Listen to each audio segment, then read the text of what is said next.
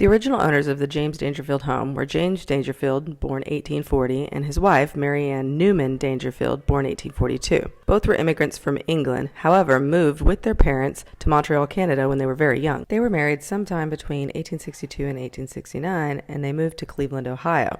There they had 2 children. Their children, Lillian, born in 1864, and Edward, born in 1870, end up having a few little scandals in their marriages later on.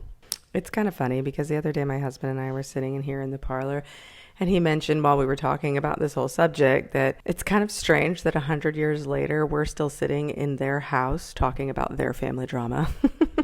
So in 1888, James and Mary Ann moved with their 2 children and Lillian's husband, George, more on that in a minute, to Joplin, Missouri. James wanted to get involved in the mining business, so he bought 3 plots in Murfreesburg. This was the new up-and-coming neighborhood/town. It ends up blending with Joplin later on, but this was for all the people who were starting to put Joplin on the map. Some of these people include Charles Shiverdecker and Edward Zellikin, who built their houses right around the same time, just around the corner from the Dangerfield home.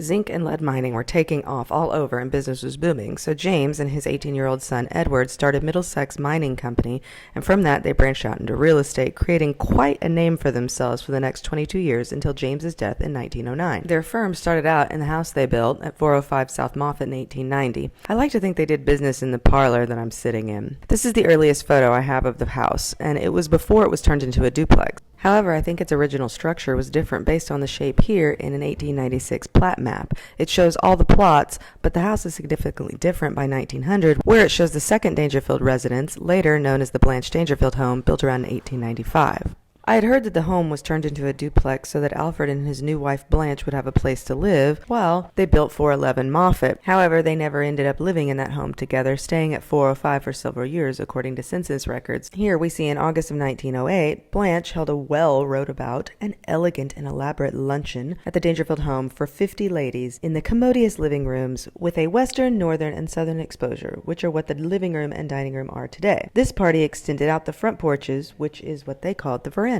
Sadly, within the next year, both of her in-laws would pass away. I am thinking Blanche and Edward remained in the duplex to care for his elderly parents, James and Mary Ann, until her death in 1908. Mary Ann had been an invalid for several years. After his wife of over 40 years died, James suffered from a nervous prostration, which as a Victorian diagnosis, it refers to extreme physical or mental exhaustion caused by stress or anxiety. James passed away a few months after his wife on May 14, 1909 from pneumonia, and he was well loved and well remembered in the community.